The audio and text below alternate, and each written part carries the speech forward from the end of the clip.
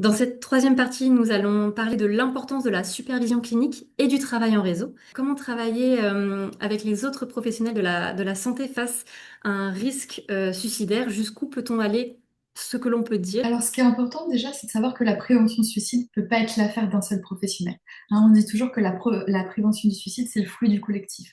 C'est bien aussi pour ça qu'on a mis en place des stratégies nationales de prévention du suicide à destination des citoyens, des sentinelles qu'on va former sur une journée pour apprendre à repérer et à orienter les professionnels en libéral qu'on va former à l'évaluation du potentiel suicidaire et à l'orientation, et enfin les intervenants de crise, donc à l'hôpital, qu'on va former à l'intervention de crise. L'idée, c'est vraiment aussi de former un maillage territorial. Donc, encore une fois, la prévention du suicide, c'est le fruit du collectif. Il faut travailler en réseau, partager ce qu'on perçoit aussi, ne pas rester seul. Donc, ça suppose une éthique du partage, transmettre ce qui peut être utile dans le respect du patient, oser alerter, consulter, mobiliser un père, un médecin, une structure.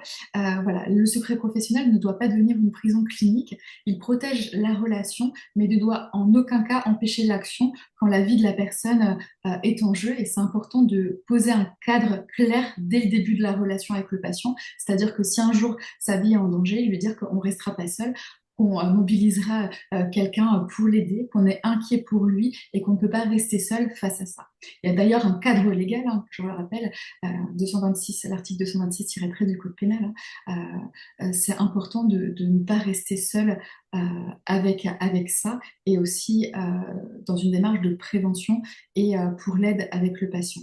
Si ce cadre est posé dès le début, voilà, ça peut être repris très facilement aussi dans le lien avec le patient. Merci beaucoup. Et comment articuler le secret professionnel, l'alliance thérapeutique et le travail en réseau?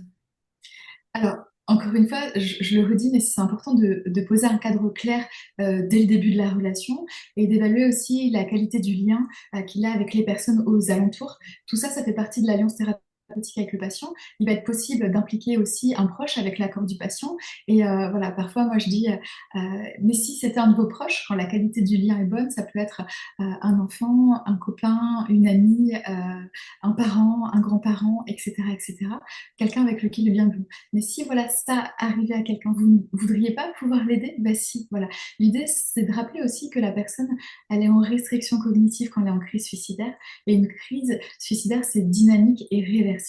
Donc l'idée, ça va vraiment être aussi, voilà, de rapporter du lien dans cette relation, de contacter d'autres professionnels pour manifester notre inquiétude, après aussi l'avoir fait à notre patient, d'appeler aussi le 3114, le numéro national de prévention suicide, hein, je le rappelle, numéro accessible 24 heures sur 24, confidentiel, pour vous aider aussi dans la formulation. Donc, vraiment prévenir le suicide, c'est travailler à plusieurs, encore une fois, c'est le fruit du collectif, dans une clinique du lien, du souci de l'autre et vraiment dans une éthique de l'inquiétude. Je m'inquiète pour vous.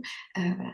On ne va pas pouvoir rester seul dans cette situation, voilà, parce qu'il y a de l'espoir, et il y a aussi de nombreuses personnes aujourd'hui qui témoignent de leurs idées suicidaires ou de leurs tentatives de suicide et qui se sont rétablis. D'ailleurs, il n'y a pas de chemin unique de rétablissement, il y a vraiment des chemins pluriels. Qu'est-ce qu'on peut mettre en place avec le patient? Qu'est-ce qu'il peut mettre en place seul? Il y a aussi des outils comme le plan de sécurité qu'on peut faire à distance de la crise suicidaire. L'idée, c'est vraiment, encore une fois, voilà, d'être dans la prévention et de se rappeler qu'en tant que clinicien, nous ne sommes pas infaillibles, mais on peut aussi être solidaire, formé, soutenu. Et c'est vraiment qu'à ces conditions-là qu'on peut continuer à accompagner les personnes en crise avec humanité et rigueur. Merci beaucoup, Madame Sauvager, pour votre intervention auprès des professionnels de la plateforme psychologue.net. Je vous remercie, Elena, pour ces questions.